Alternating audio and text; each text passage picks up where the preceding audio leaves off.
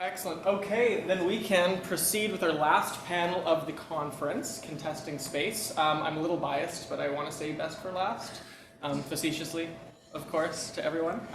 So again, my name is Kael Kropp, conference chair. Very excited to be here. I just want to quickly say that there's one less person up here at the desks. We're very sad to lose Luymes today. She unfortunately came down with some COVID-like symptoms and takes public health very serious, as we all do. And so, out of an abundance of caution, she has chosen to sit this one out, but we'll still get the generous discussant comments from Bruce in the coming days. So it's still a very good situation for all. Without further ado, I want to hand it over to our final chair, panel chair of the conference, Philippe Prolongé, for some welcoming remarks, and then we'll jump into some presentations. Yeah. Thanks, Gil, for presenting you. So yeah, today the last panel is titled Contesting Space, and so I'll present to you the discussant, Bruce Baum, and the panelists, Elijah, Kael, and Vaishnavi. So Bruce, we're so thankful that Dr. Bruce Baum is joining us virtually from Italy to support our next panelists. Bruce Baum works in modern and contemporary political theory. His primary research and teaching interests are in the areas of critical social theory, including critical race theory, feminist theory, critical hermeneutics, and issues of cross-cultural interpretation, American political thought and cultural politics, the political theories of Mill and Marx, and philosophy of political inquiry, liberal and democratic theory. His books include The Rise and Fall of the Caucasian Race, A Political History of Racial Identity, which was published in 2006 under NYU Press, and The Post-Liberal Imagination, Political Scenes from the American Cultural Landscape, which was published in 2016 under Palgrave Macmillan. His current book project is tentatively titled Identities and Indignities, Critical Theory and the Politics of Equality, Identity and Difference. So thank you once again, Dr. Baum, for joining us. Our first presenter is going to be Elijah Garber, the amazing Elijah. He is going to be Kael. It's going to be the wonderful Kael Kropp, who's an MA student in Canadian politics, originally from Edmonton, Alberta. He earned his Bachelor of Arts degree with honors in political science from the University of Alberta, where he was the university's 2021-2022 Killam Fellow, Fulbright, Canada. He undertook his Fulbright Award at the State University of New York, where his research focused on comparative Canadian-US medical assistance in dying policy. Kael holds a Sharp Canada Graduate Scholarship to found his master's thesis research, which explores the spatial politics of urban golf courses in settler-colonial cities. His research interests intersect urban governance, public administration, and the spatial politics of land development and planning. That seems wonderful. He's completing his PhD in political science at McGill University, commencing fall 2023. He never really said it, but I think the main reason why he's going to McGill is because I'm from Montreal, I'm going to Montreal, so thanks, Kael. So the next one is Elijah, if I'm not wrong. All right, the wonderful Elijah Garber. He's an MA student in political science at the University of British Columbia. He studies political theory and is interested in theories of power, prefigurative politics, Latin American political thought, the intersecting theory and practice of social movements, and the political theory of race. Before arriving at UBC, Elijah completed his undergraduate degree at the University of Toronto, where he studied political science, history, and philosophy. And finally, last but not least, Vaishnavi Panchanadam. So the great Vaishnavi is an MA student in political theory from Ottawa, Ontario. She graduated with an honors degree in political science from UBC in May of 2022. And was awarded the Political Science Gold Medal and the Jean Laponce Memorial Prize for Best Honors Thesis upon graduation. So I think we're all really honored to have you as well as panelists, and we can't wait to hear more about the papers you're going to present to us. Well, I can jump right into it. So as Phil said, my name is Kael. I'm super excited to be here. My presentation today represents some of the theory building that I've been working on that's been very useful in approaching the work I'm doing for my MA thesis. I should say right now that this is just kind of a sliver of the work I'm doing. I'm presenting a kind of condensed version of the paper that I submitted to Bruce for some discussant comments. And likely a lot of the theoretical work won't make its way into the final product of the MA thesis, as I'm a Canadian political science student working with Carrie Doberstein in the department. But it's been a very fruitful and generative process for me to kind of investigate the role of golf courses in settler-colonial cities. Very little work has been done on their emergence, their kind of sustained development, and implications in urban and non-urban contexts. And so this paper provides my kind of first step into trying to build out some of this scholarship focused on golf courses. My thesis research is focused on exclusionary land use and development in Vancouver, investigating how urban governments regulate public and private space, navigate historical legacies of land management, including colonial histories of dispossession and the emerging politics of returning land in urban contexts, and manage competing pressures associated with urban growth, making Vancouver a very fruitful case study to both live in and also to analyze. A land use phenomenon that connects these political dynamics in intriguing ways is the golf course. My presentation today advances an object-relational theory of golf courses as social objects in settler-colonial cities that serve two primary functions that I want to talk about today as a kind of sliver of my overall paper. So first, as a dispossessive technique to remove Indigenous peoples from the land, and an efficient one at that, as I'll talk about in a few minutes here. But second, as a reflection of a naive mastery over the land that feigns settlers' permanence on unceded territory. And this is done by replicating the material conditions of their colonial metropoles, often Ireland, Scotland, the United Kingdom, as we understand it. So in order to do this, I want to get kind of two kind of conceptual variables or kind of pieces of my paper fleshed out in a bit more detail. So first, what the heck's a settler-colonial city? A lot of work has occurred in the last couple of years on fleshing out what it means for a city to be settler-colonial. I borrowed from David Hugel quite frequently in this paper and his definition of settler-colonial cities that include three key commonalities across cities within the Canadian and also the US context. So first, their accumulation strategies, and that means the territorial accumulation strategies, primarily focus on enriching the settler constituencies rather than the colonial metropoles or the imperial powers that established colonies and controlled vast territories outside of their borders. The second feature of settler-colonial cities is that the colonial relationship remains a central and enduring element of the city's contemporary life, albeit in dynamic and frequently recomposed forms. The city becomes an imagined and constructed space in a way that reflects the design and feel of the colonial metropoles. This is a very fruitful way to think about the emergence of golf courses as kind of strange, ephemeral features of urban planning development in the Canadian context, given that they were often created against the elements and were soon lost to them, as a lot of the archival work in Vancouver reveals. Third, Indigenous peoples themselves have more often been excluded from, rather than had their labor exploited in settler-colonial city development and its core economic activities. So this kind of tripartite thinking of the settler-colonial city is really useful for examining why a golf course might emerge in such a site. And I also layer in arguments in my paper from scholars like Patrick Wolfe, Leanne Simpson, Glenn Coulthard, Nicholas Blomley, and Natalie Valois, to name a few, to further characterize settler-colonial cities as inextricably territorial acquisitive. So eating up and grabbing different territory for the purposes of often capitalist agendas, or the creation of commerce, or merchandise for a settler-colonial elite population. They're often also racist, heteropatriarchal, and like I said, innately capitalistic regimes in the Canadian and US context, often with the intention to make this land more suitable for commercial ventures. So I want to first switch over to golf courses as a dispossessive technique. So what do I mean by dispossessive technique?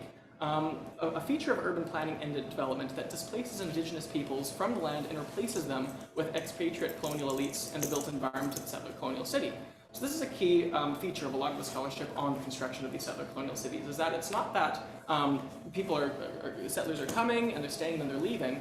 They're actually staying in these zones for kind of a future legacy. There's a kind of collective futurity, settler futurity that's established in the construction of these urban zones. And so I want to quote quickly Henry Lefebvre, the classic political scientist, in him saying, "Space is political. Space is not a scientific object removed from ideology or politics." And this characterization positions golf course development as an efficient technique for dispossessing large swaths of land at a time for conversion to leisure space by and for the settler population. Let's take a look at some of the contemporary golf courses in Metro Vancouver. I'll take the Vancouver Golf Club as an example, one of the oldest and one of the most elite golf courses in the region. It's 176 acres of natural territory. It started with 212 acres of natural territory in 1892.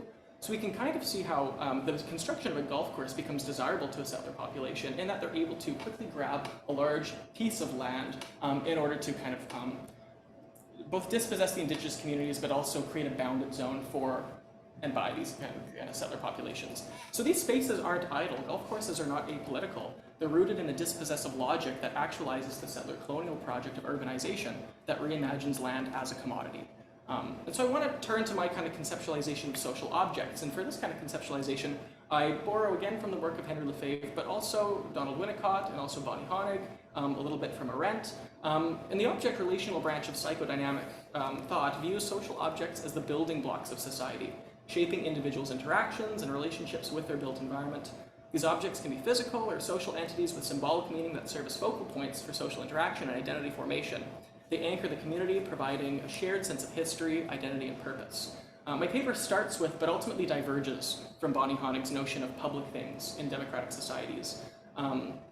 This notion of public things draws on Donald Winnicott's concept of transitional objects, as he calls them, to explore the role of physical and symbolic elements of democratic societies.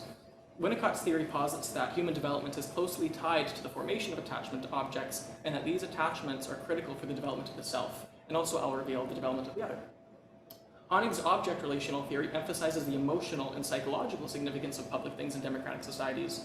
This encourages us to see features of the city's built environment not only as physical objects, but as integral components of our collective identity and civic culture. So Honig's argument supports my characterization of golf courses as social objects in settler-colonial cities, recognizing the complex interplay between the regulation of public and private space and norms in shaping the social, political, and environmental and natural landscape of these settler-colonial communities. So this brings me to the kind of second prong of my argument, that golf courses reflect a sort of naive mastery over the land that feigns settler permanence on unceded territory, again by replicating the material conditions of their colonial metropoles. So I want to actually start this section by recalling a 1950 play by Jean Giraudoux, French poet and playwright and author, The Enchanted. And he writes in the first page, "Nothing is further from the eternal than a golf course. A golf course is the epitome of all that is purely transitory in the universe. A space not to dwell in, but to get over as quickly as possible. In a golf course, everything is calculated, limited, and foreseen, even the hazards. Every blade of grass is registered, even the weeds." So I use the term naive mastery to mean the assumption made by settlers that golf courses are temporally permanent fixtures of the urban environment, expressed through the structural, biological, and ecological reshaping of the land. In this context, settlers build golf courses to reflect the aesthetics and values of their colonial metropoles, recreating a sense of familiarity on stolen land. Take a look at the Jericho beaches in Vancouver that were quickly lost to tidal movements, and also improper soil and grain grass movements in the area that led to the destruction of the golf course some 9 months later in 1892. So this reshaping of the land for golf course use reflects a false sense of control over the environment, obscuring the complex and dynamic landscape of the natural world. And this further entrenches the settler-colonial narrative that views land as a resource to be exploited rather than a living entity with its own inherent value and agency. Golf courses may appear permanent, but they are subject to the same natural processes that shape the world around us. The structural, biological, and ecological changes made to create these golf courses are ultimately transitory and will eventually be subject to the processes of erosion, decay, and natural succession. So applying an object relational approach that I have to golf courses joins these two argumentative prongs to further uncover the social relations that stem from these objects. So recognizing that social relations are not just shaped by individual actions or beliefs, but also by the material objects and spaces that people interact with daily, golf courses are not neutral, but rather are imbued with cultural and social meaning that reinforce existing power relations. The first obvious imbalance arises between those who can afford to access golf courses and those who cannot afford to access golf courses. So these spaces reinforce the idea that certain groups are more deserving of access to these spaces than others. Manicured lawns, perfectly pruned and aligned trees, pristine water features create a sense of exclusivity and luxury. The social norms and practices associated with golfing culture also reinforce the idea that golf is a sport for the wealthy, often male, white, privileged. Golfing is seen as a sport for business networking and socializing, and as such is often played by wealthy elites who have the time and resources to engage in such leisure activities during the workday. So this object relational perspective positions the development and maintenance of golf courses as reinforcing those social hierarchies and power relations in settler-colonial cities by shaping the physical and social landscape in ways that are inherently exclusionary. But golf courses historically and presently also exclude women, lower income, and racialized communities. The original 1894 rulebook for the Vancouver Golf Club on the Jericho seashore evokes the image of the white male settler joining in the camaraderie of his fellow man. When women were finally permitted to try their hand at golf, some 2 decades later I should add, those ladies playing around the course must allow gentlemen to pass them. Racial minorities were certainly excluded from early golf courses, but they face explicit racism in contemporary golf rules. In 2008, a particularly controversial stipulation came to light at the Vancouver Golf Club that I mentioned earlier, which required its members to be able to communicate in English so they can understand the club's rules and regulations. The golf course manager remarked that the course asks non-English speakers to go away and take language courses and reapply. So we can kind of see that these examples pose immediate implications on the social relations in these settler-colonial cities, where effective attachments to golf courses reproduce determinations of the political, social, and economic worth of other urban dwellers. So these are these object relational implications that I'm talking about also relate to the environmental disruption as well. Biodiversity loss through golf course development impacts the overall health and resilience of ecosystems. As species disappear, the interconnected relationships can be destabilized, leading to the potential collapse of critical ecological functions that sustain human life, like agrarian food production, for example. The disruption of non-human organisms also impacts human communities as well. The loss of natural space and the degradation of local water quality can certainly impact public health in the city. So there's more practical, kind of tangible effects too to the kind of nature of golf courses. So I want to wrap up this object relational argument by explaining my divergence from Honig's notion of public things, a position that I was swayed by earlier in the year, but have since kind of moved away from, as Vaishnavi's laughing over there. The notion of the common world, kind of a Arendtian common world, is limited insofar that it inadequately accounts for indigenous epistemologies of interconnectedness and reciprocity between humans and the natural world. This goes well beyond the notion of a shared public space. Who controls the public space? Who is it for? These are questions that I've been asking myself in appraising these golf courses. And furthermore, Indigenous peoples have been systematically excluded from the public sphere altogether through colonial dispossession and oppression often, displaced to the margins of settler-colonial society. So reimagining golf courses for public use and management by settler-colonial city governments is insufficient to achieve the decolonial vision for developing reciprocal relations of mutual care with the land and more inclusive living space. So returning golf course land to Indigenous groups, I would also urge, can also be seen as relatively problematic, and this has been the preferred practice of the Canadian federal government. Both the University Golf Club and also Musqueam Golf Club in Metro Vancouver have in the last 15 years been returned to Indigenous control. But such land returns in the Vancouver context require Indigenous peoples to buy back land through Crown-provided accommodation payments, seeking to address unceded territory claims through commercial transactions. This merges Indigenous reconciliation efforts with capitalist imperatives, and this, I argue, is an insufficient decolonial approach. I should also add that golf courses are often pigeonholed, if you will, for a certain period of time to fulfill the golf course contractual obligations. So even if Indigenous groups take over the control in the land, golf course land, and they may not want to continue it being a golf course, they might be forced to do so until a certain period, often spanning decades and decades and exceeding generations. And so this contemporary approach taken by the Canadian government is puzzling to me. And this kind of theoretical work is helping me kick off towards my MA thesis research, specifically interested in Langara Golf Course, the public golf course in Vancouver, which falls outside the scope of this current presentation, but happy to talk about after. Ultimately, the implicit thrust of my argument today has been that golf courses are perverse and necessarily ephemeral features of settler-colonial development on stolen land. My paper aims to focus golf courses as salient features for decolonial scrutiny and future theory building as potentially illustrative cases of dispossession, naive mastery over the land, and the origin of exclusionary social relations. This object relational theory has the potential to extend beyond golf courses to analyze other understudied but not unimportant patterns of exclusionary urban planning and development. With that, I'm happy to turn it over to my two friends, Elijah and Vaishnavi, to hear a bit more about their excellent projects. Thank you, Kael. Now it's Elijah's turn. Sure. All right. Hello, everyone. As was said, I'm Elijah. I'm presenting today on my paper currently titled When the Theoretical Confronted the Practical, Zapatista Territorial Autonomy as Opposition to the Cooperation of State and Capitalism. So as the title suggests, with this paper, I'm discussing the relationship between theory and practice in the Zapatista movement, and its relevance to the Zapatista territorial autonomy that I argue opposes the cooperation of state and capitalism in Mexico.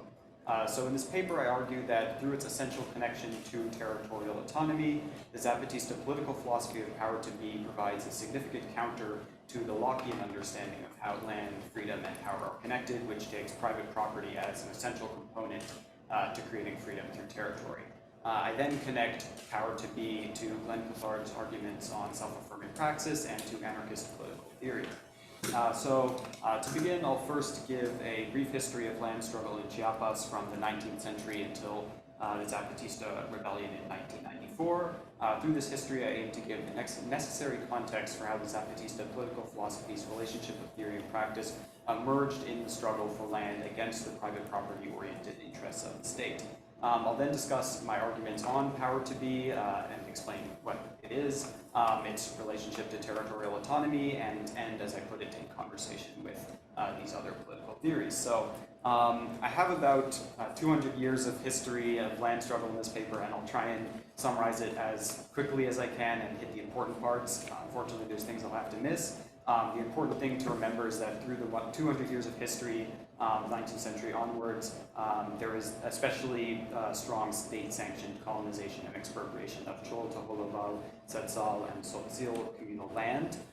So this begins in the 19th century with just the colonization and expropriation of land that is retroactively legalized by the governments, and then the Diaz dictatorship towards the end of the century, which creates further laws that encourages transnational capital to create agribusiness on the land. And through that process, more and more land is expropriated until there is something like 92% of the population are indentured laborers. This creates part of the conditions for the original Emiliano Zapata and the Mexican Revolution, which the most important legacy of which here is the Article 27 of the Mexican Constitution of 1917. Article 27 establishes ejidos, otherwise known as communal land holdings, which existed before, but after Article 27 were entirely associated with that article.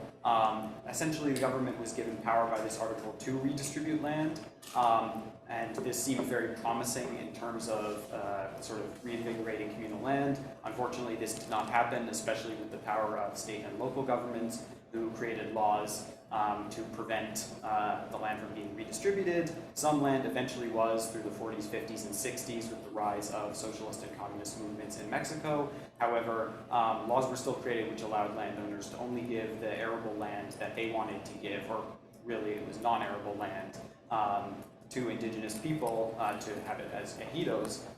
So what ended up happening, of course, was a very similar condition to the 19th century where now communal land was held on poor soil surrounding estates, which were then continued to be used for agribusiness.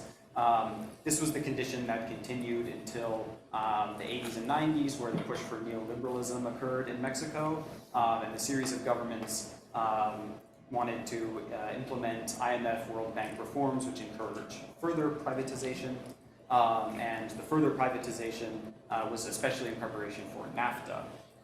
And so what this culminated in was the reform of Article 27, which wasn't really reform, it was more just eliminating the ability of the state to do any of the redistribution, which really they failed to do mostly in the first place. And this was a large motivator for the Zapatistas to eventually rebel on the 1st of January 1994.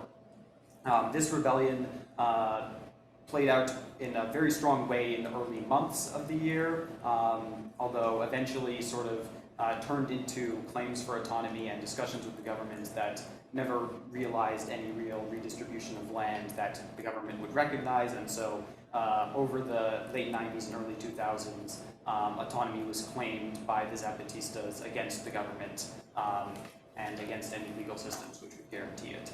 And so I think importantly here I try and link the Mexican government's actions throughout this period with the Lockean argument that private property is a natural right of human existence that is achieved through, as it says, the subduing and improving of the land that must be secured by government.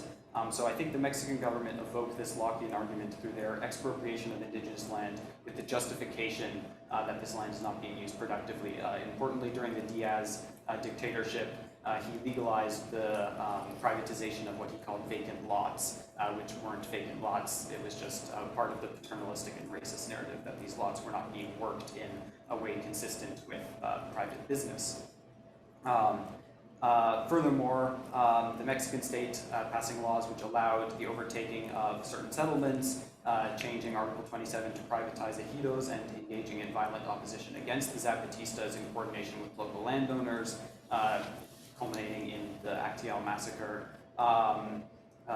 Also is, I think, putting into practice Locke's assertion that the great and chief end of organizing society into government is to preserve private property.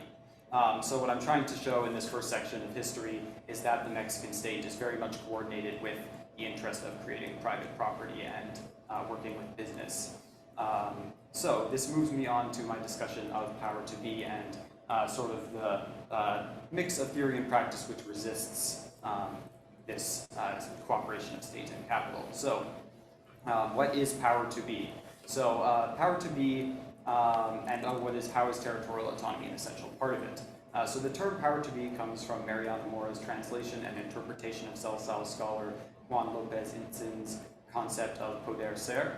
Power to be is the act of living and of claiming a way of living that is intended to maintain biological and sociocultural life. So the connection of power to be to land is seen through its inspiration by the Setzal term Dakil Huxlahal and the Topolobal equivalent Sak Antil Tik, which mean a daily aspiration to live in a dignified manner. The dignified or good life referred to here is importantly not just the way of living between human beings, but also between human beings and land. So in resisting the imposition of private property, the Zapatistas claim their oppositional power to be as something they enact in their way of life while reaching out to a future where it may be fully enacted. This is sort of a theme that occurs through power to be and the relationship between theory and practice, that there's sort of always construction going on. So the theory of power and freedom at the core of power to be can be understood, as I said, always in construction through practice, yet always connected to two core principles. So first, as one of the main Zapatista figures, Subcomandante Marcos, says, power is not to be taken, it is something that transforms the possibilities for society beyond the style of the commanding power typical of sovereign states, as social movements use it in idiosyncratic ways. So I find this to be closely connected to the idea of power as potentia. So the theory behind this idea of power as potentia is something that I developed a bit more in the paper and that I don't really have time to talk about here, but I would like to explore it more in developing this paper, as I think there's connections to other Latin American theory and theory outside of that context, which I think could help this paper develop.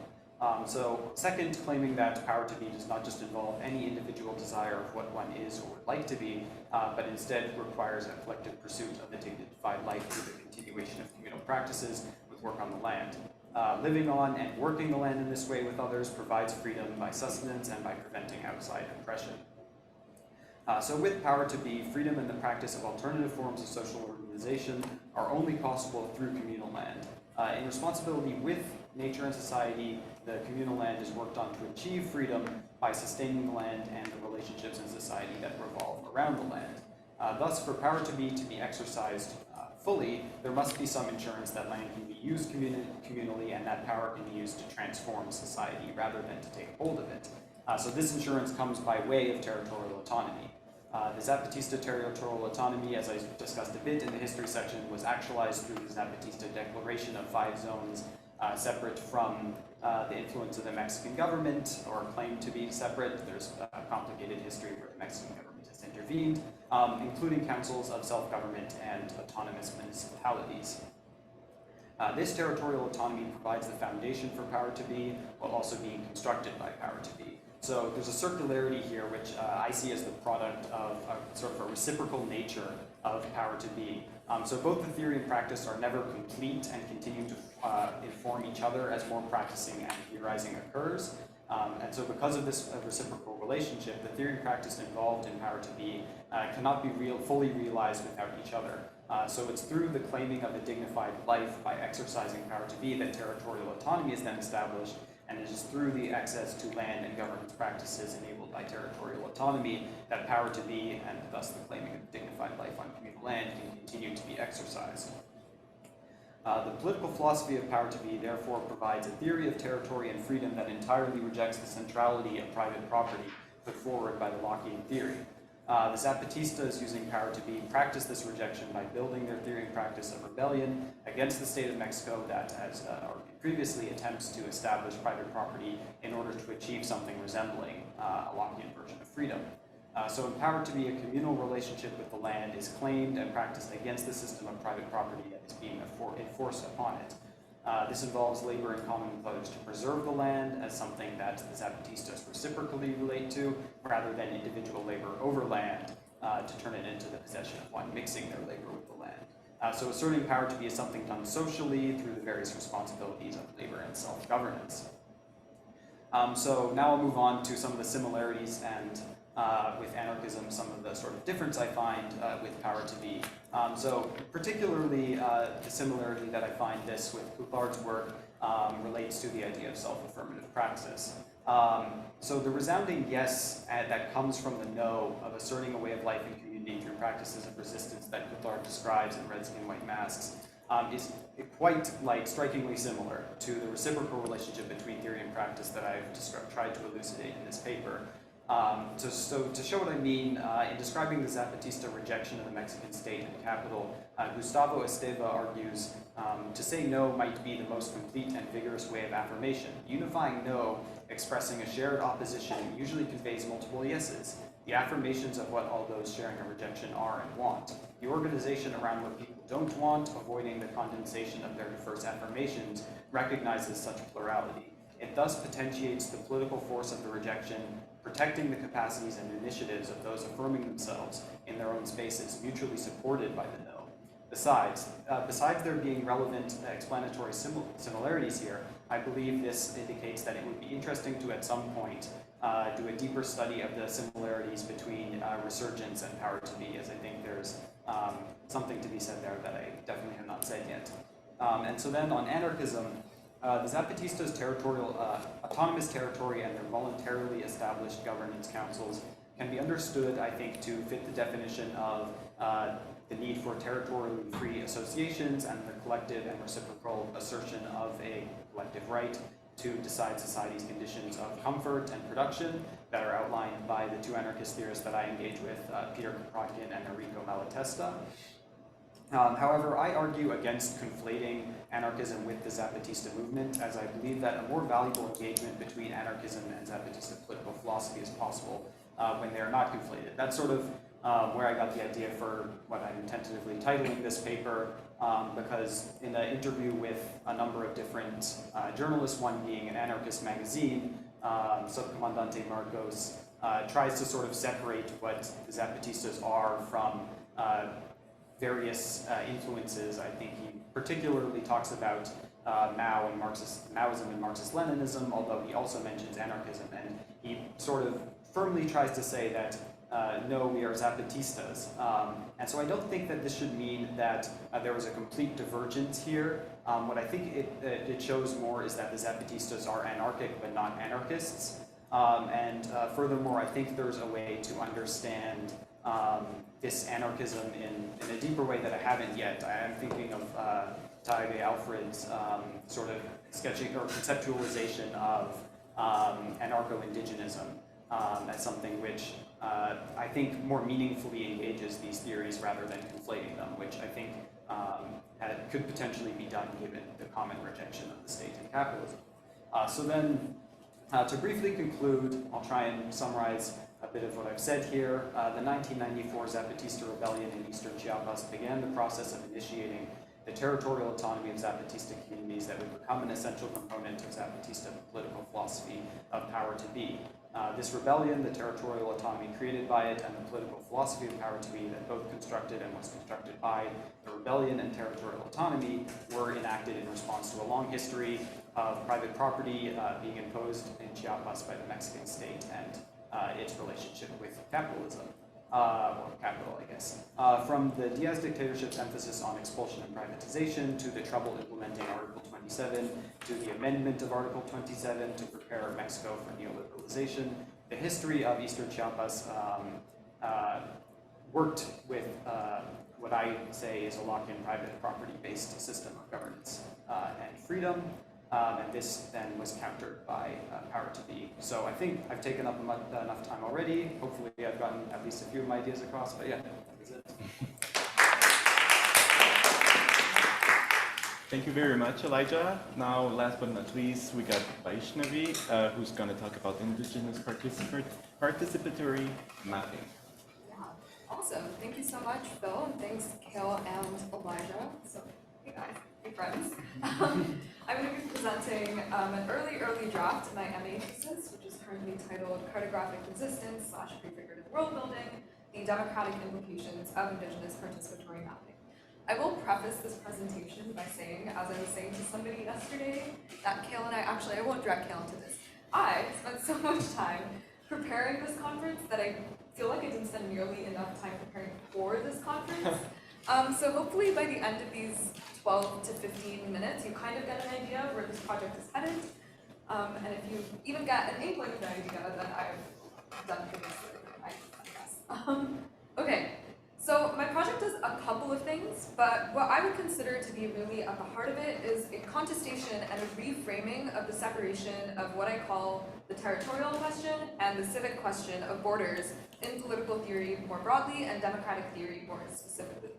So I argue in this project that an undue focus on the civic question of boundaries, that is the question of membership, and an elision therein of the territorial question of boundaries is performed, symbolized, and materialized through state borders leads kind of to this subsumption of projects that seek to contest both visions of boundaries under the banner of civic inclusion, which actually obscures the fact that these projects contain cogent democratic potentialities in and of themselves in their questioning of the territorial question of borders. So a lot of these projects do not seek, nor do they necessarily need to be included within the so-called democratic state in order to be classified as democratic. So of the various undertakings that do kind of seek to contest both of these entangled versions of boundaries, this project primarily focuses on Indigenous participatory mapping. So participatory mapping, as defined by Cochrane and Corbett, refers to a map-making process that strives to make visible the relationship between a place and local communities through the use of cartography. As a methodology, participatory mapping, which I will heretofore refer to as PM just because it is a mouthful to say over and over again, has been rapidly kind of gaining prominence among historically and presently marginalized groups, including Indigenous peoples. A prominent example that I examine in the paper is an undertaking by the Wapichana people in Guyana that won an Equator Prize in 2015, which is the Sustainable Development Prize by the UN Development Program. And as these PM projects have kind of proliferated, they've also gained a lot of scholarly attention. Now, here's where my contention kind of lies. Most of the scholarship on Indigenous-led PM labels these projects as countermapping and focuses mostly on their contestation to colonial, specifically settler-colonial and neo-colonial efforts to displace, dispossess, and detach Indigenous peoples and lands, which often looks like large-scale infrastructural, state-driven, or industrial land grabbing.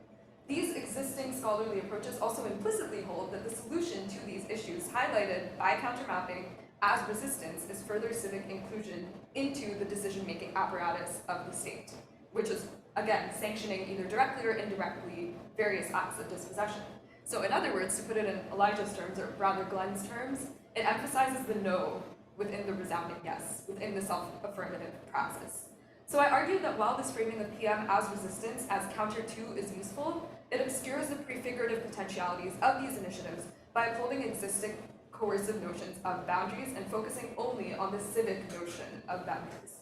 So in this case, these prefigurative potentialities kind of refer to the enactment and embodiment of forms of generative refusal, to use Leanne Simpson's language, to colonial and neo-colonial dispossessive forces through practices of world building that envision new democratic futures through the use of participatory decision-making structures to undertake these very mapping projects.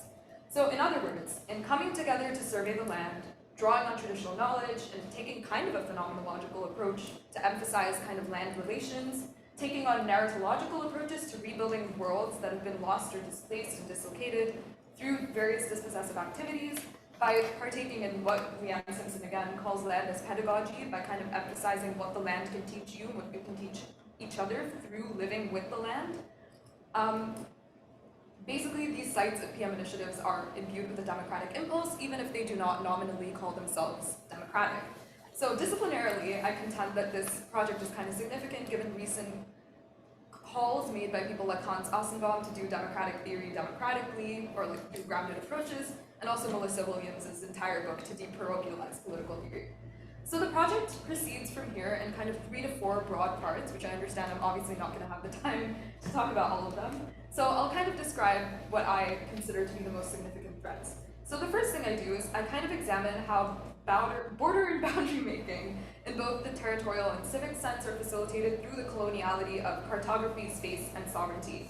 Here I argue that while the borders of colonial states were and still are often discontinuous and porous, as Lauren Benton argues, the use of cartography and the mathematization of space that subsumes, again, what Henry Lefebvre calls lived space and life worlds into mathematical abstraction or abstract space, that renders space fundamentally boundable is significant, but remains overlooked in most conceptions of boundaries in democratic theory specifically. The idea of borders and boundaries in democratic theory, as those of you who are familiar with the boundary problem will recognize, is like often explicitly divorced from the territorial question. Like Leland, who was one of the progenitors of the boundary paradox, explicitly says we're not talking about boundaries in the geographic sense, we're talking about boundaries in the civic sense.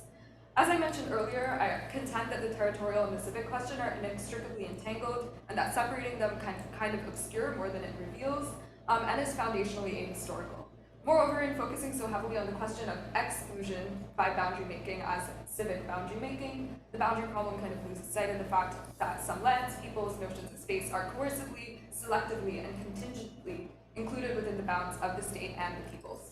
So I draw to make this argument from Shiri Pasternak's book, Grounded Authority, and Harsha Walia's Border and Rule to highlight how the formation of territorial state boundaries has served the purpose of bounding and hierarchizing people in ways that facilitate the consolidation of both territorial and civic boundaries. Walia's work specifically is significant here. She reminds us that the coercive and contingent inclusion generated by the act of bounding is neither accidental or neutral.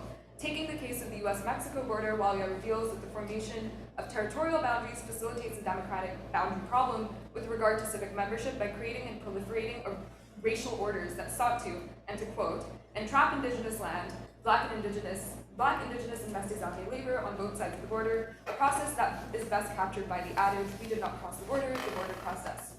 I also highlight how this coercive inclusion is contingent and based off of an assimilationist pull, both territorially and through the selective granting of membership based off of several factors. So here I focus on, I list the examples in the paper of the Indian Act, Australia's Stolen Generations, the idea of enfranchisement in the 50s and 60s in the US.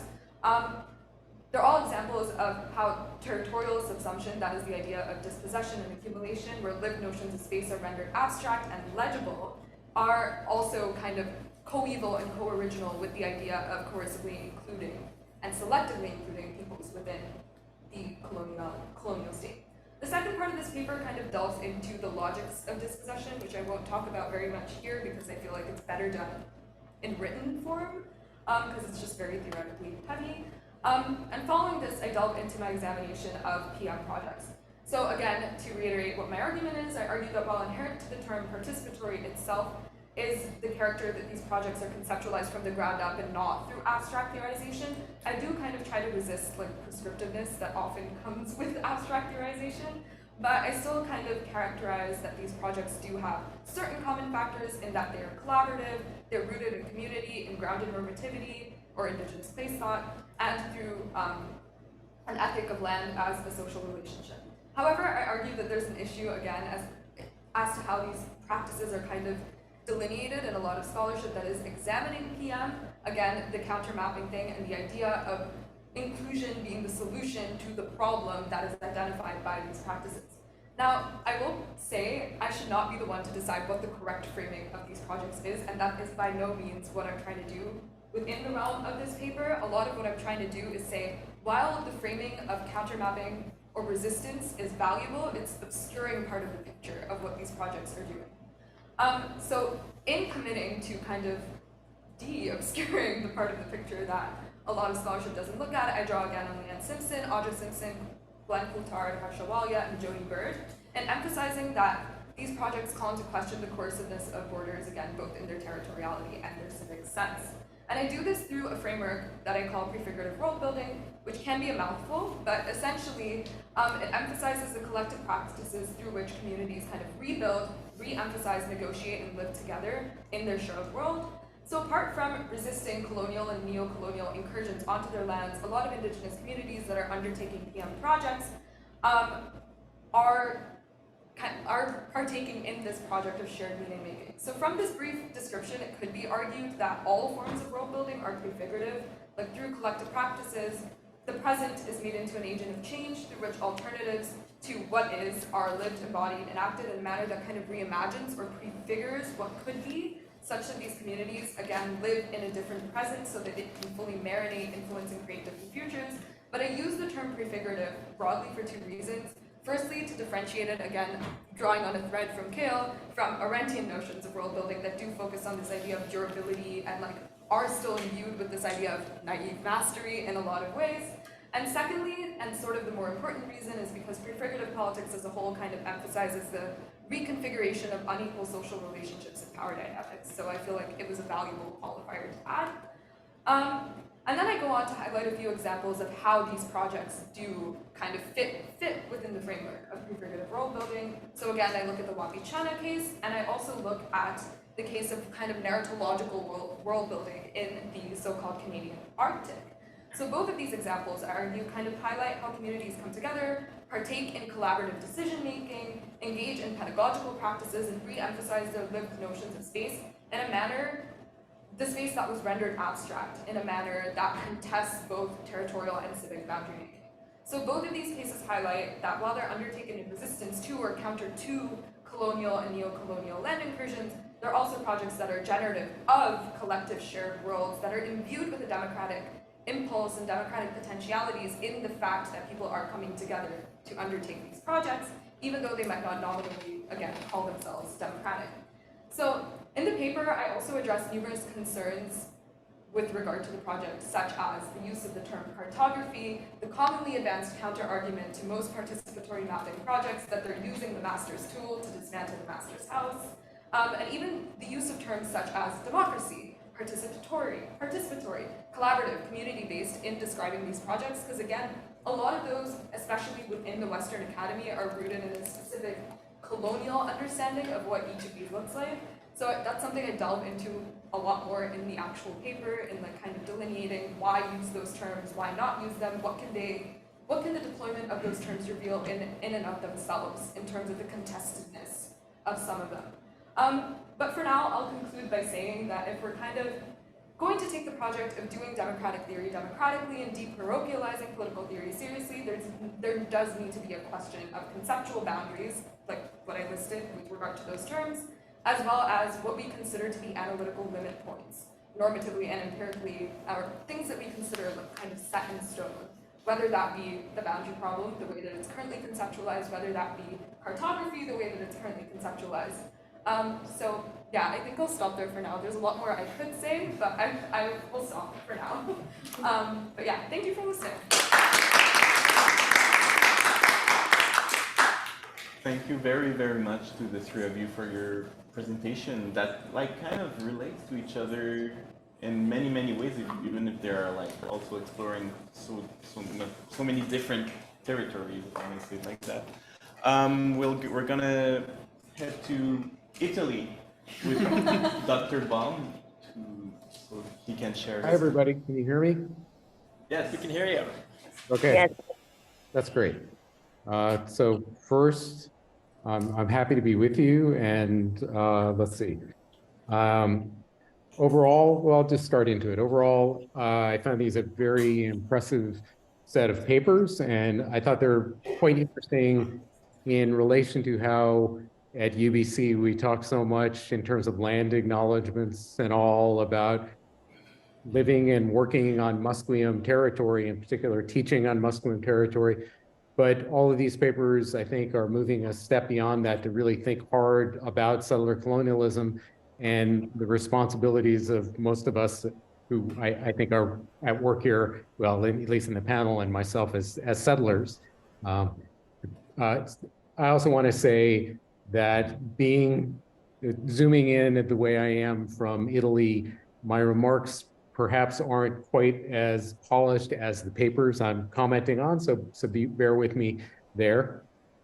A couple of things that I've noticed that are interesting are, in addition to the ways in which all of your papers, including Eden's actually, really kind of are in dialogue with each other, I also found it interesting the way in which you're all really, in various ways, bringing together geography and political science, or the study of politics, however we want to talk about it.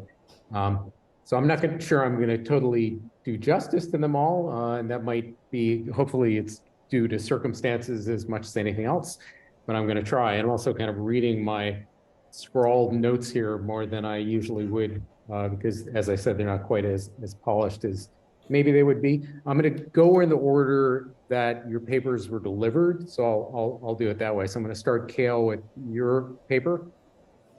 Beyond the Green on Golf Courses as Social Objects in Settler-Colonial Cities. I really liked the start of your paper, and I liked how you kind of took off from the play by Jean Gerondeau, I might be pronouncing that wrong, as a point of departure. I saw you really working to bring a lot of different ideas and perspectives into play. My sense is that most of your analysis is really quite solid. For me, I'd have to say, though, that some of the pieces, and this could be my own failing, didn't seem to fit together as clearly as others, and that might be my lack of understanding. So I'm just going to kind of highlight what I wasn't sure fit together so well, with the possibility that that might be my failing as much as anything. I'm thinking particularly of two things: your use of object relations theory and your discussion of Arendt on her understanding of a common world. So I'll start with the former. I mean, and also say, kind of more generally, it struck me that golf courses really do make an interesting case study. So I found that really promising. In particular, they clearly take up a lot of land, and as you highlight really well, they are generally for relatively affluent folks, and affluent folks really in intersectional ways, and in terms of intersectional inequalities. I think that's really quite clear. I'll just mention this. I was thinking of how a few years ago in a family trip, we listened to an interesting podcast by Malcolm Gladwell that you might. You're losing me. Can you hear me now? Can you hear me? My internet. We can hear you very well on Zoom. I'm just not sure if they can hear you in the room. Oh, We can okay. hear you in the room, but it's kind of choppy. It was us. Oh, was it us? Okay. Yeah, Can you hear me? Connection is unstable. I'm better. Okay. Yeah, as I said, I was a little worried about this because our connection doesn't seem great, and unfortunately we have like a little living space here, and then the rest of my family is on, I think, closer to where the interconnect connection is fit in the bedroom. Anyway, okay, so you're just gonna have to bear with me. You can hear me now, though. Yeah, you Yeah, I'm making a few adjustments just to try and make sure that we can get you clearly. Okay. But yeah, go. Okay. So here are a couple of things that I kind of wondered about. This is maybe a more general comment, but things to think about. Kael, when you spoke of how social and cultural factors that shape development of cities and can lead to policies that pay insufficient attention to the needs and perspectives of marginalized persons. I mean, I kind of wondered, doesn't that really go for settler colonial cities almost by definition? So I'm then kind of wondering about what really is special about golf courses in that respect, and maybe in some others, insofar as this just seems to be problems of settler colonialism more generally. But I gather, and maybe this just didn't come through as clearly to me as it might have, that there's something exemplified in the ways in which these dynamics are manifest in golf courses that are kind of more broadly telling for the broader process of settler colonialism. Similarly, you speak of settler colonialism, you speak of golf courses as, quote, an efficient technique for dispossessing large swaths of land for conversion to leisure space. And then I just wondered there, how really distinctive is that from settler colonialism more generally? And maybe that could be sharpened. And then on object relations theory more specifically, I found this intriguing, but for me, I wasn't yet compelled by your use of it, and this could be my own limitation here. I'm mostly familiar with object relationship theory in relation to psychoanalytic theories of the shaping of subjectivities. And I would say that in your presentation, this did come through a little bit more clearly to me, I think, than in the paper, but I still found myself, at least in my engagement with the paper, and maybe because I went through it too quickly, not so clear about what the use of object relation theory adds to your analysis. So I found myself wondering at some points, can't we just say that some people, especially more affluent folks, but not just more affluent folks, like to play golf and invest certain meanings, status meanings and the like in golf courses, and a lot of other things follow from this in the golf in the politics of urban development and leaving spaces for golf courses and the like. I found this maybe a little bit more clear in your presentation in the ways that you were suggesting that golf courses may really exemplify what you call the naive mastery of settlers, and that seemed really quite interesting, and maybe I missed that to some extent in the talk. And then a few other points. I was wondering, I'm just going to mention this, so when you mentioned on page 19 and note 78 about dissolving golf balls, that kind of threw me, and I was wondering if there was some kind of eco-modernist term going on there, or just something I missed. I'm just going to throw that out there, and maybe you want to comment on that. And another point, it seemed to me that when you got to a rent, and again, this could be my missing something, that you may have been collapsing the difference between a rent's phenomenological notion or a certain kind of phenomenological notion about a common world that we all share with a rather different, largely political, economic, communalist kind of notion of the commons, which seemed to me to be something generally quite different in the way that it's taken up. I understand that Honig's notion of public things does kind of come out of and speak more directly to Arendt's notion of the common world. But when you got to the commons, I really wondered if something different is going on there that you maybe didn't deal with in as nuanced a way as you might have, or I was just missing something. So I'll just throw out there. And then I was wondering at the end where you talked about necessarily ephemeral features of settler colonial development, and seemed to suggest that golf courses are an example of this.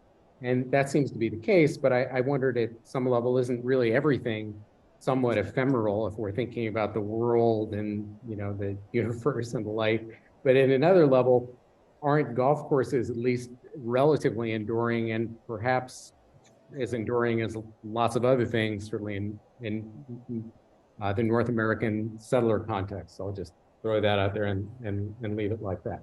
Okay, now I'm going to turn to Elijah's paper. Elijah, I thought this was really excellent work. You take off from the claim of Sub-Commander Marcos regarding the Zapatistas, that we are not Marxist-Leninists, we are Zapatistas, and you highlighted that again in your presentation, talking about how we're getting a kind of a radical political, territorially based political movement that's quite distinct from Marxism-Leninism on one hand, and has, as you say, probably greater affinities to anarchism, but some differences with anarchism, and you kind of discuss those. You also say in a way that I found quite compelling that Zapatistas political philosophy emerged in a way that's unique to its historical experience. And in that sense, you highlight, I think, quite effectively the historicity or the historical specificity of different political movements. And that kind of goes along with saying we're just Zapatistas. We may draw on or have affinities with other kind of movements, but that the movement is to some extent a thing of in itself, generated by and in response to, again, settler-colonial dynamics that have affinities to other parts of the Americas, but also have historical specificity. Here you highlighted, among other things, a combination of the legacy, the importance of several factors, including the legacy of the Mexican Revolution in Chiapas and its impact for indigenous peoples and peasants, including efforts of land reform that Zapata took up and that later become, if I understand you correctly, part of the Mexican Constitution. You also talk about subsequent struggles for land in Chiapas and combined efforts. I found this quite important, and I think you did a good job of this, combined efforts of both the state and capital in integrating the region into the global economy and commodifying land that sort of generated the particular dynamics or counter dynamics of the Zapatista movement. You then note at some point, I think this is page 12, Zapatista autonomy had to create its political philosophy in response to the expansive history of land expulsion and in relation to continuing violence in the region. Let's see. And then you talk very interestingly, as you reiterated in your presentation, about the whole idea of power to be. I'm not going to say that much about that. You did a much better job than I could do. And you go on to say that given the repressive role of both the Mexican state and capital, the Zapatistas have insisted that their freedom requires opposition to both the state and capital. And here's why I want to maybe push you a little bit more. You highlight how the political theory generated by these historical circumstances is contrary, at least in certain ways, to Marxism, and skeptical at minimum of the idea that the state can be taken over and reoriented as a basis for communal freedom for the Zapatistas and perhaps other political movements. And in relation to this, I do have some questions. You indicate that insofar as, say, Marxism has something to offer, and you don't talk about Marxism at great length, but I sort of hear an engagement with Marxism, at least in the margins, that it must be a Marxism that's revised to address quite explicitly and directly colonial racism and indigenous connections to the land. And all that sounds quite right to me. But it struck me that there was an unresolved question, but it is a question that, to be fair, you take up, and I think you take it up quite well. What role is there for the state, if any, in supporting revolutionary movements, or for revolutionary movements to, say, take over the state and, in a sense, repurpose or reorient state institutions? Marx seemed to have some notion that was kind of in development over time in his thinking, but maybe most interestingly articulated in his writings about the Paris Commune, that the state can really be kind of, and needed to be in some sense, taken up and reoriented and itself revolutionized and transcended from the form that we knew it to become something else, and seemed to have some sense that the state can be something else. I get the sense both from the Zapatistas and from how you're talking about the Zapatistas, that the Zapatistas are skeptical of this and that you seem to be skeptical of this at the same time.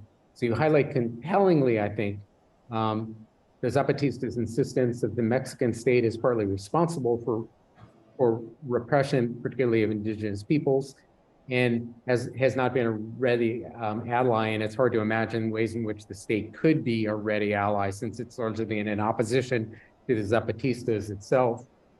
There are dangers of continuing support from the state for neo-market capitalist expansion, and there are also possibilities of using the state. We've seen historically kind of centralized state responses in the wakes of revolutions and obviously the Soviet Union, the People's Republic of China, Cuba, and the like. So the state might seem to be a danger as much as anything else.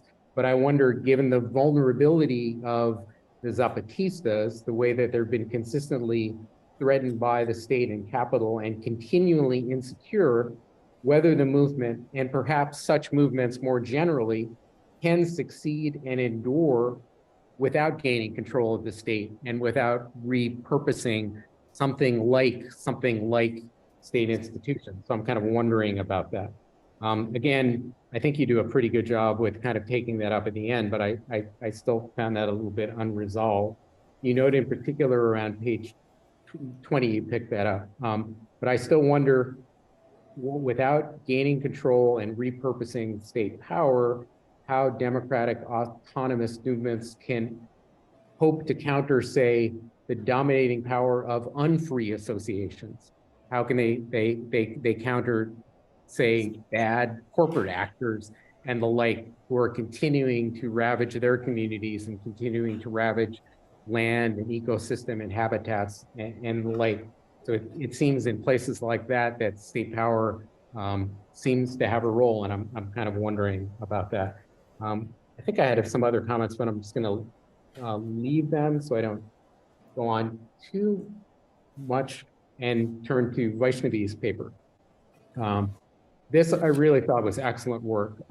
Vaishnavi, I think this was really impressive for something that came out of a seminar paper, and I think that you actually have, my sense is, a publication to come out of this down the road, maybe even not too far down the road. And if you're thinking about this, as others are for a master's thesis, you might kind of think about both the master's thesis and, you know, kind of publication down the road. It seems to me that the way in which you're taking up the boundary problem of democratic theory is really important, and the way that you're relating that to colonialism and the role of colonialism in creating often colonial and artificial political boundaries, and then the way you're putting that in dialogue with anti-colonial existence and participatory mapping is really interesting. Maybe, and I'm putting this out as just a possibility, one piece of work that you already have a good start on for publication, particularly in a political science journal, is to maybe help political scientists and political theorists see more clearly the value of the work of geographers, including the counter-geographic work and participatory mapping, which I think we in political science or political studies don't necessarily have a good sense of, a good understanding of, or a really good awareness of. And I think you do a really good job but maybe there's more that can be done just to get your audience or potential audience on board with understanding the importance of that work, which I think you do quite a good job of showing its importance for this particular boundary problem.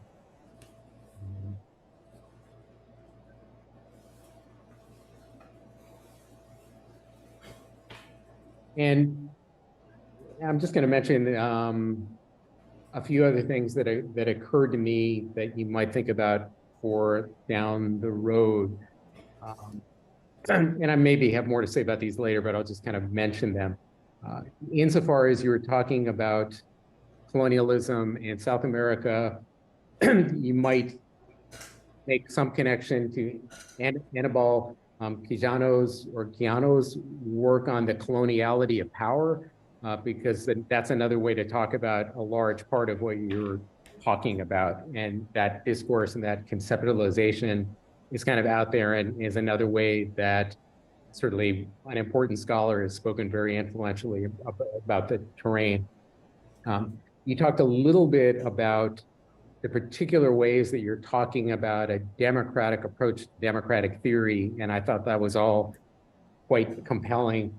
A couple of points of connection that might be useful for political theorists and political scientists are Aimé Césaire's discussion of democracy in a discourse of colonialism and Sheldon Wollin's notion of fugitive democracy, which has maybe some relevance to the particular way that participatory mapping is democratic. And then I also had some thoughts about recognition, and I'll just kind of end with this maybe. It seemed like much of what you're talking about has some connection to ways in our seminar that's just ended. We talked about Judith Butler's notion of recognizability, since the participatory mapping seems partly to be calls for a different form of recognizability.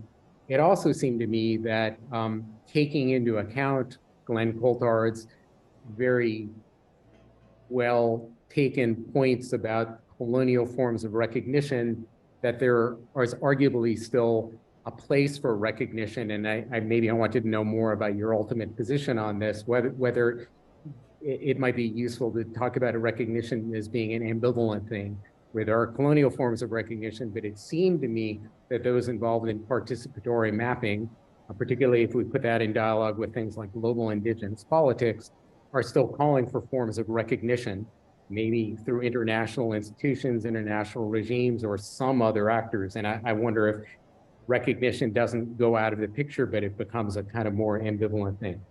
Anyway, there was a lot to wrestle with here. It gave me a lot to think about. And yeah, these papers spoke to things that I've been thinking about a lot. So I want to thank you for having me be part of this.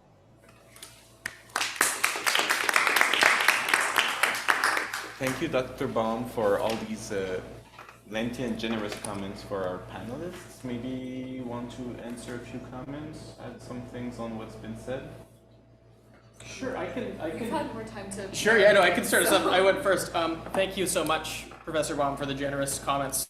So much to think about, and also so many things coming to mind that I'm immediately recognizing in the paper. So there's kind of three things that you mentioned that I'd like to kind of comment on, and kind of evidence that I'm kind of tracking what you're saying. So the first is the case selection of golf courses as a promising case study. What I think this paper needs more work on is illustrating the exceptional character of these spaces within cities. I think that might be a potentially fruitful way to differentiate some of the comments you made around the general features of settler colonialism and the development of the settler colonial city. How does the golf course depart from those kind of more generally? And maybe this actually, funnily enough, comes through more in the more empirical work I do in like the Canadian politics side of things. In that these are very strange, enduring spaces that take up different features, whether they're privately owned, privately funded, whether they're municipally owned, whether they're publicly owned for profit. There's a whole bunch of different kind of strange ways that these intersect in ways that other features of the settler colonial city do not kind of reflect, or are not features of their kind of core development. Take the public golf course, for example. Spaces that are developed and kind of regulated by municipal governments for kind of perpetual enjoyment by the civic body.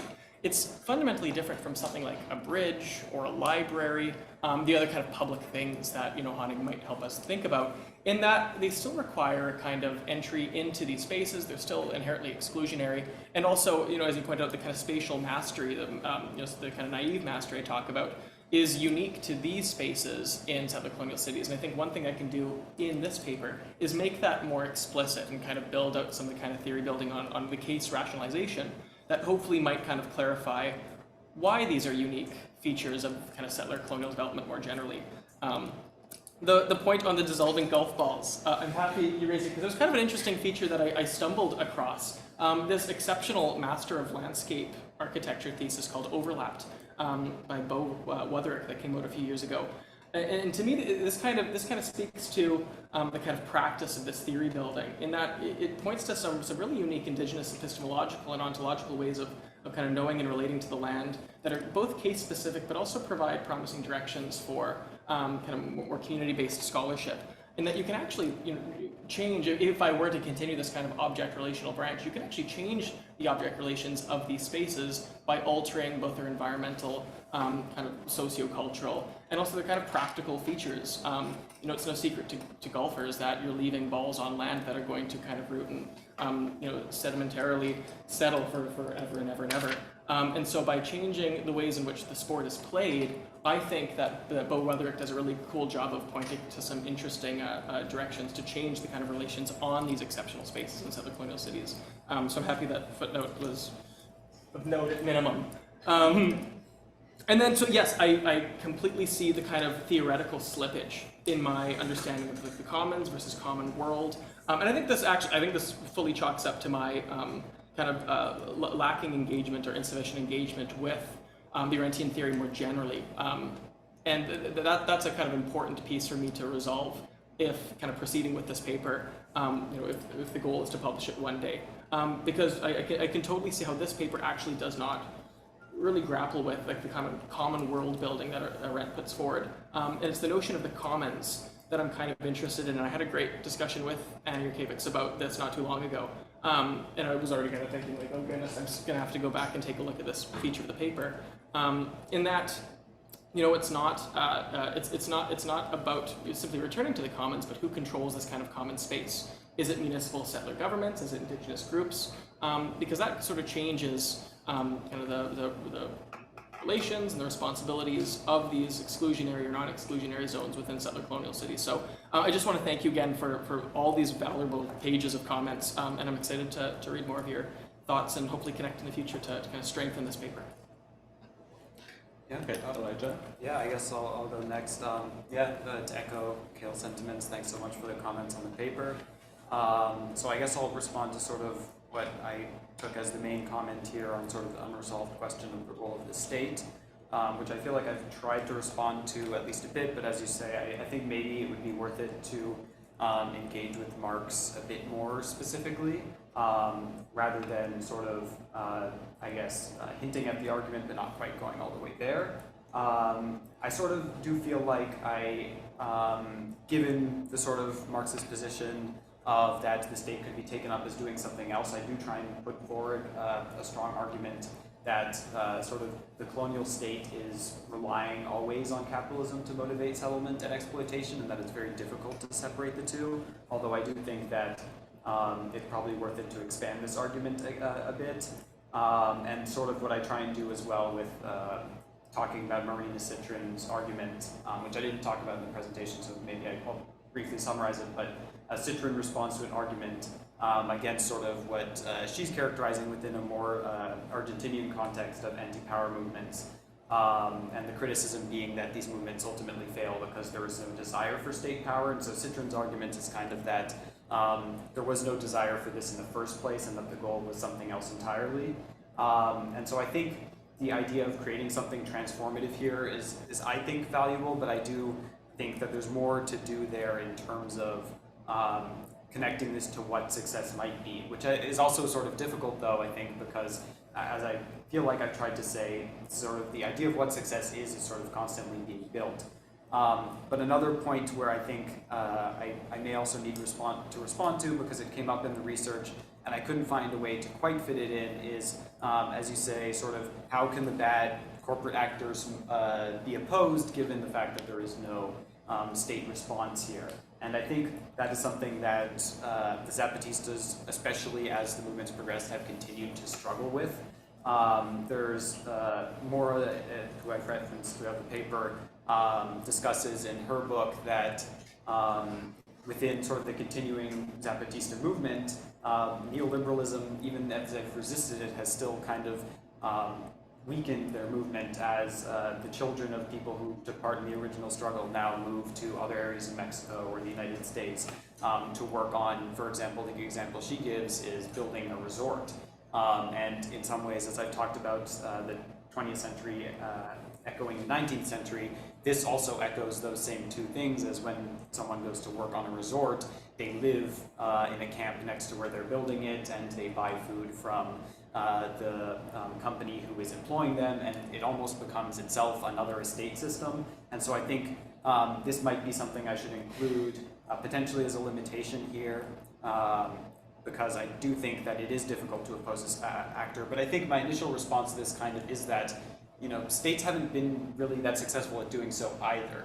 I discuss a bit, I think, the New Left in this paper in Latin America, and how there was this idea that neoliberalism could be opposed and that a certain degree of state power could orient production towards the betterment of the people, and largely this disintegrated in many different ways, which I think shows that potentially either the state actor would have to change dramatically from what that was, which I think is probably what someone like Marx might argue anyways, but yeah, I think that is a direction I need to continue on with. So thanks again, yeah.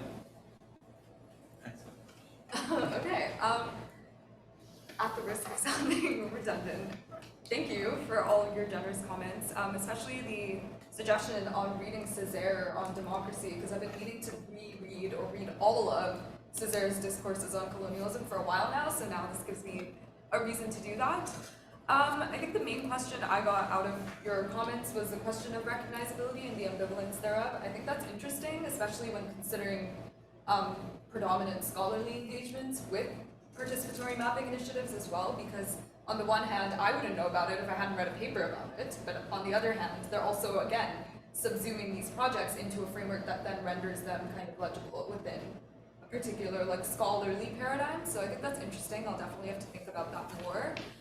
With regard to recognition in the projects themselves, there's actually something really interesting going on that Bjorn Sledo, I think, and Alfredo Wagner talk about in this kind of edited collection of more empirical surveys of countermapping projects in Latin America, where a lot of them are actually in conversation with one another.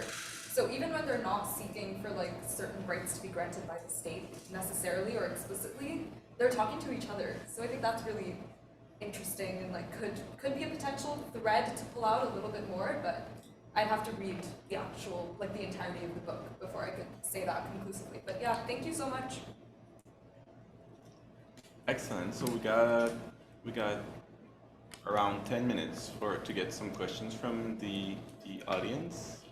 There, we'll prioritize graduate students first, but then afterwards we can. Haley? Yeah, I have a question I think maybe I have two questions for Kael. So first, when you were talking about the literature that you're drawing on, I'm not a political theorist, but I am drawing on some limited political theory that I know. I was just wondering why you aren't using Locke, who's is this whole thing is mixing labor with the land and own it. So I was just curious if that was intentional. So I don't know if people on the Zoom could hear, but basically Haley is asking why isn't Kael using Locke in his paper? Yeah, and so this is a good question because I actually do in the paper. Okay. It did not make its way to the presentation because I kind of took a snapshot, but I actually bring into conversation Adam Smith's theory of kind of stagel progress, and then I attach that to the Lockean improvement thesis. And there's Bruce has read it, there's a couple paragraphs that kind of build together this as a kind of rationalization of dispossessing waste space. So because it's not being used for kind of settler-imposed productive purposes, it is therefore waste, and that kind of rationalizes the settler-colonial territorial inquisitive project to remove it. So that's kind of where the Lockean thesis comes into play, is in that kind of original settlement of this space and kind of repurposing it for quote-unquote productive land space, which really is a leisurely space, and there's a kind of paradox in that. But Locke does feature in the kind of theory building of both the settler-colonial city and also the kind of exceptional character of golf courses within them. That kind of answers your question. Okay, good. Because I was a little shocked. Shocked, yeah. It seemed like an obvious mistake. Okay, and then my second question, so you kind of draw this historical I don't know the way to explain it, but you say this is when golf courses started to kind of be built and started to dispossess indigenous societies. So I was just wondering if there's actually you're gonna really draw it out to current day, are there current developments being built in the city of Vancouver, or is this something we're just dealing with because of past development? This is a really great question. Because my MA thesis, particularly being a Canadian politics paper, takes a look at these kind of historical and contemporary institutional approaches to golf course development, and actually focuses singularly on the case of Langara Golf Course, which is the oldest golf course in the region. actually emerging as a kind of another kind of paradoxical case in the Vancouver context, originally built in 1926 as a public golf course, and has existed since then. And so I'm particularly looking at in my MA thesis, the City of Vancouver decision to extend it and extend its zoning as a golf course in 2020 and 2021. A lot of those documents are not publicly available. I'm in the process of trying to get ethics approval to interview folks like Kennedy Stewart, like the Parks Board, like Council, to try to determine the kind of rationalizations, contemporary rationalizations, to extend municipally owned land for golf use, notwithstanding the kind of urban sprawling problems that I'm kind of contending with in the thesis. So this kind of historical journey that this paper and the kind of MA thesis I envision is going on takes a look at the kind of original development in 1892 of these kind of exclusionary golf courses, the strange kind of, particularly strange development of public courses in the early 20th century that still kind of last today and still have kind of immediate, not in my MA thesis, but object relational kind of implications for settler-colonial society as I kind of see them. That's a good question. Excellent. Nazmul? Thank you. I mean, all three papers are very enjoyable, and let me, so I'm going to maybe like expand upon a couple of thoughts, and hopefully this will kind of imply kind of lead to questions for each of you in different ways. But you know, I mean, in part this paper is very interesting for me to kind of hear, because you know, I'm not a Canadian at all. I'm not also particularly, say, kind of North American. Someone who's like a bit of an outsider. You know, what really stands out in many ways about, say, Canada, and what probably is kind of unique place in certain ways is kind of the kinds of question it helps raise about territoriality, about land, and you know, I mean, what you're also, if you're doing in certain ways with this kind of opportunity. So it's really good to see. Right? But being an outsider, you know, more of an intellectual outsider, you may say, what I find interesting is that the different kind of like balances, different kind of trajectories maybe the territoriality question has taken, you know, on a global scale. So let's think about it that way, right? So when, for example, the British were colonizing Asia and Africa, let's say Asia and Africa, because we're speaking more in the 18th century, of course, they were territorially annexing areas, right? So they had to kind of give justification for what gave them the right to conquest. Of course, the Lockean argument is just so prevalent in North America. It was not something that actually could hold any water there, because most 18th century British statesmen or others, they had enormous respect for Asian civilization, right? I mean, Warren Hastings, you might have heard of it, like, you know, known to be the ultimate kind of phase of rapacious kind of colonial administrator. I mean, he thought, you know, Indian culture, Indian civilization, Islamic civilization, these are some of the most sophisticated kind of human kind of achievements. So partly for the reason the Lockean argument probably wouldn't have run there, and also because they were dealing with trying to find legitimation for territorial conquest from different kind of like, I mean, you know, paradoxically they made, for example, the pre-colonial or the pre-British rulers, the one that gave them the authorization to take over, right? And then they would try to rule it over through certain kind of various kinds of ancient constitutionalism. They would resurrect something like the Mughal constitution. They would resurrect Islamic laws, in part because then, you know. So all this to say, this territorial annexation, of course, manifested in certain different ways, but these were essentially territorial annexation. And then the 19th century would come, right? And on a global scale, you see the kind of justification for colonialism is taking more of a temporal kind of form, right? So the argument for why colonialism was justified, it had to do with kind of the fact that, okay, you might not be a people, you might not be fit for democracy, stuff like that, right? So by the time when anti-colonial thinkers, say in Asia, were kind of trying to come up with theories of resistance, very few of them would directly think in territorial terms. Again, this is not to say territory was not important. Probably the largest mass migration that happened in the 20th century, the Indian partition, right? A violent event. This was people moving from one part of India to another, you know, so that they can be, I guess, sovereign people. But again, territory was no one discussed what part of India that we want Muslims to move to. It's kind of taken for granted, not debated that much. Essentially, the question was, I mean, how do you kind of like distribute the people here, right? So what you have, territory is a bit of an unthought in many of the kind of anti-colonial thought that maybe you see from, say, kind of Asia or maybe even from Africa. And this is what really, you know, Canadian, I think really what kind of, I guess, offers here.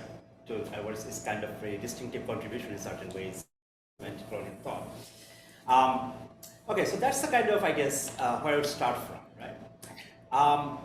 So there is a kind of very interesting poem that you would not know, but it is a really classic poem. Most kind of, at least Bengali kids who went to school, they would know it. It's about a poem by Tagore. There's a bust of him in front of Asian Studies Department. He came to Vancouver, at some point in 1929, I think. Anyway, it's a poem about a small landholding peasant, who had 2 acres of land, and he was basically the local kind of landlord. Well, he fancied that piece of land. Apparently, it just produced very nice kind of flowers and fruits. So he, forcefully took it off. And then the peasant, he left. He became a kind of, an ascetic kind of itinerant. Eventually, one day he came back and he saw that kind of piece of land, now a verdant garden, right, offering fruits to the zamindar. So he was complaining to the land that you were so kind of unfaithful. How could you basically, do this and kind of like produce fruit, right, for that landlord who is clearly. Anyway, so there's an interesting story about how the land ultimately gives him a fruit, right? And but anyway, the zamindars people, the landlords people come, and then seize him, and basically this guy again sent back away. Which is a story of alienation from land in certain ways. So I'm basically starting this kind of longer preface, but I do think the territory question, partly because maybe you're embedded in a context, right? You may take certain things for granted, especially like how we think about territory, how territory question, because in Canada I think it's very obvious the importance of that question. But standing apart from it maybe a little bit could be also a bit useful for you, maybe learn from some of the other contexts, right? So for Kael, for example, for you, when you're talking about golf course, right? And mastery of nature is a useful metaphor, but I think this is another metaphor that might be slightly missing here is kind of the improvement metaphor, right? There's a book by the King's College donor historian Richard Drayton it's about Jamaica and the Caribbean called Nature's Government. You might find it interesting. It's essentially an extension of the improvement of the development discourse superimposed on natural kind of resources. And you still see it. When I went to Jamaica for the first time, I was very surprised to see certain trees that I thought are native to South Asia. But of course, it turns out these trees actually were even introduced to South Asia in the 19th century, right? So these were kind of this fact that nature too, at some level, not only can be tamed and dominated, but also potentially improved, right? And maybe at this point, it's kind of moving a little bit away from improvement of the 18th century sense that Barbara and others kind of worked on, right? Maybe a new temporal meaning also come into play. So this might be worth thinking about, whether mastery is the right kind of expression to think about here, right?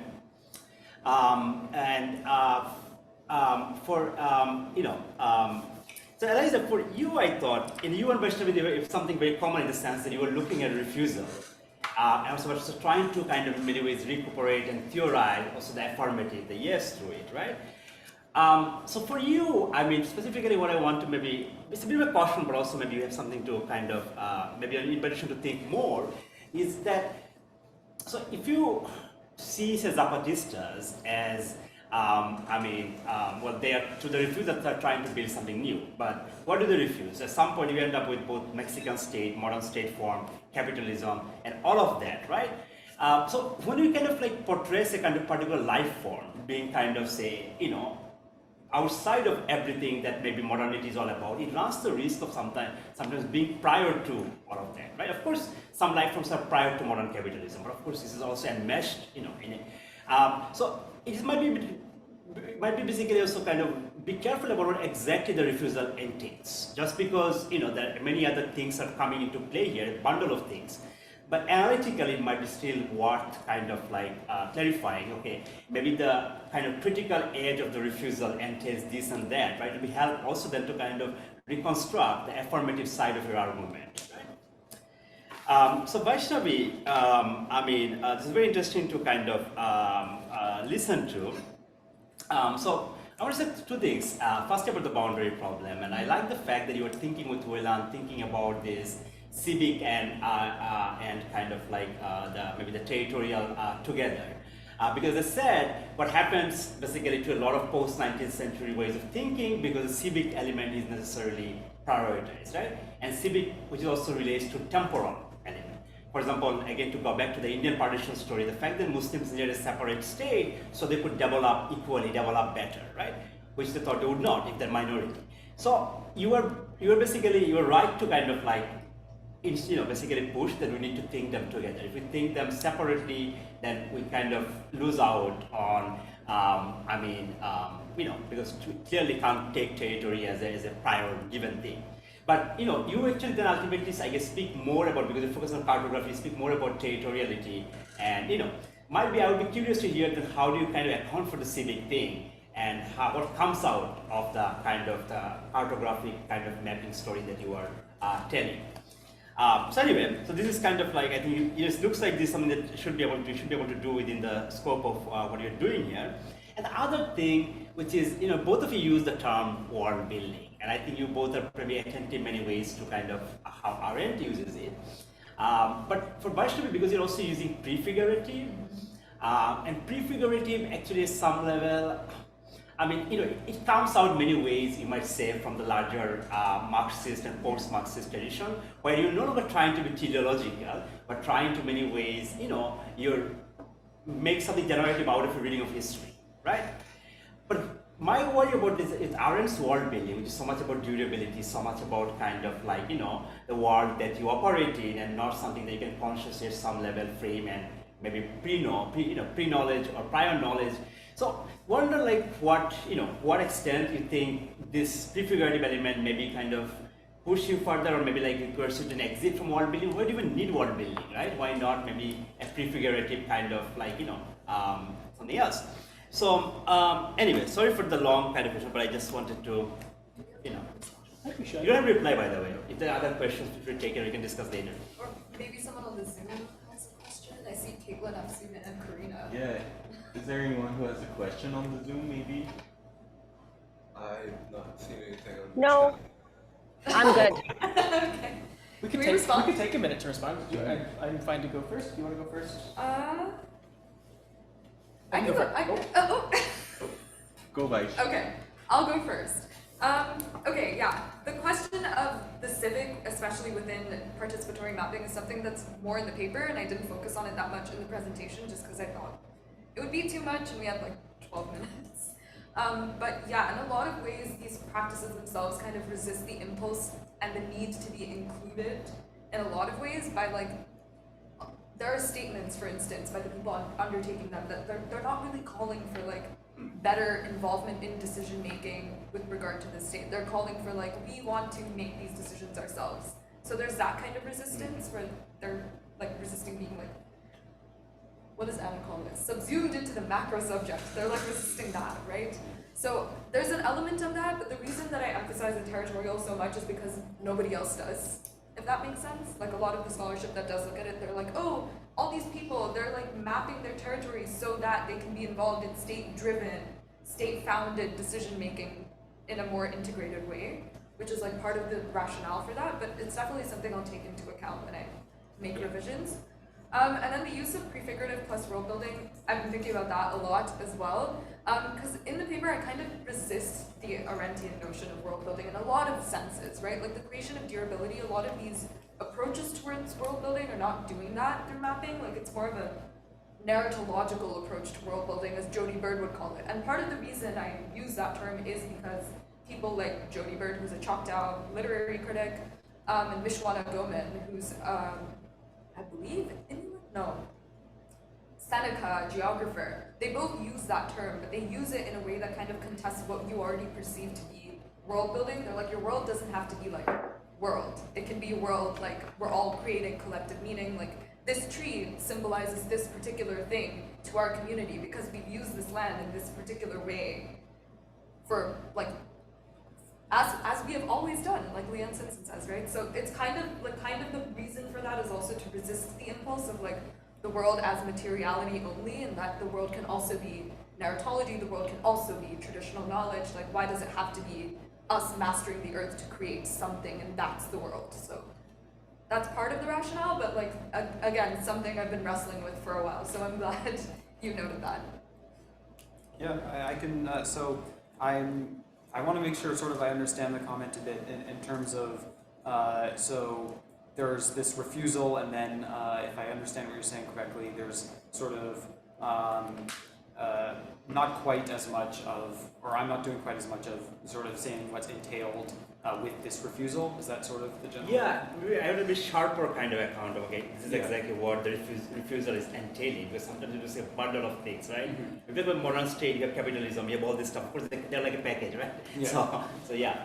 Yeah, so I think this is probably something that I haven't included quite as much, and I think probably part of my decision to do that at first was because I wanted to focus on how the territory specifically related to the refusal, but then I think in doing so, I haven't quite as much talked about sort of the specific governance that happens through that, which I think is sort of one of the most important things that's talked about as being entailed by that refusal. So from that autonomy to what I think I talk about it in the conclusion, what's called, what the Zapatistas call governing by obeying, as sort of a mode of operating or democratic governance within the autonomous councils that mostly work through like consensus democracy and through practices like, I don't know, for example, sending 2 representatives from each decision making, one I think like as the eyes, one as the ears, to sort of accurately represent claims, and then also from that in terms of, I think, what's entailed by the refusal economically is something that's far more complicated, as I think sort of in responding to Bruce was talking about, the sort of wrestling with what it means to use land again for self-sufficiency, but then also try and sell extra products and having those subject to the will of the market, and what does that mean for wanting to use new tools to create crops and so on. And I think it's sort of something that stays as a bit of an open question. So I think you're right, that sort of needs to come up here.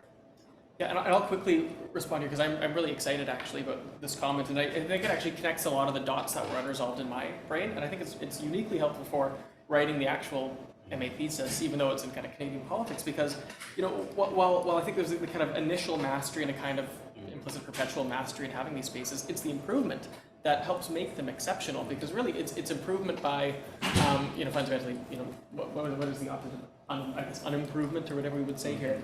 And the Jamaican example was particularly illustrative to me in that we have the kind of illusion of improvement, though, like, is it really improving? And I think that's where the kind of the structural, biological, and ecological kind of phoniness that's kind of inherent to golf courses tracks with me as an exceptional case, because in building a public park, you're not necessarily bringing in special non-native grass strains, under the guise of improving the park. You're not ripping out, the Jericho Beach and bringing in different sand in many cases, but golf courses you are. And this kind of perpetual improvement that features in their kind of maintenance and their reproduction in settler-colonial societies, especially these kind of like contemporary ones like Langara, that really tracks with me, and I think that's something that I'm really going to go and center in the coming drafts of this paper. So thank you so much. I think that's the end of the panel, and also by extension the conference. I want to say a quick thank you as chair to the slim audience here. Now, thank you for staying to the end. Thank you for coming today and raising your excellent questions. Major thank you to you, Professor Baum. Italy is pretty far. So to have you zooming in and offering such generous and generative comments has been majorly helpful. So we know it's late there. We don't want to keep you longer than necessary. But thank you again. We really appreciate it. We look forward to receiving further comments and staying in kind of closer collaboration as we work through these papers. So thank you so much. And thank you again to Brent for being our stalwart here the last 2 days and making sure that the trains are running and everyone's batting 100, whatever metaphor you want to use. I really appreciate you being here. You guys did a better job than me today, I'm not going to lie. So thank you, everyone. Thanks. Thank you, Kael. Thank you, Kael.